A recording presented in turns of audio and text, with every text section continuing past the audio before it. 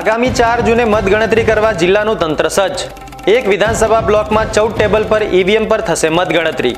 વાવ બેઠક પર સૌથી વધુ 23 અને થરાદ બેઠક પર સૌથી ઓછા 19 રાઉન્ડમાં કરાશે મતગણતરી।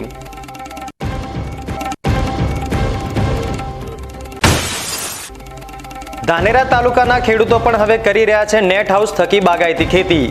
વધુ તાપમાનમાં પણ શાકભાજી સહિતની પ્રાકૃતિક થઈ શકે છે ખેતી।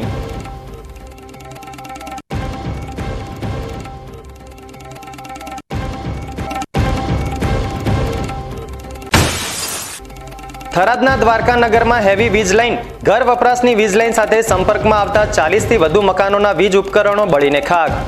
40 ડિગ્રીથી વધુ ગરમી હોવાથી સ્થાનિકો લાઇટ વગર શેકાયા।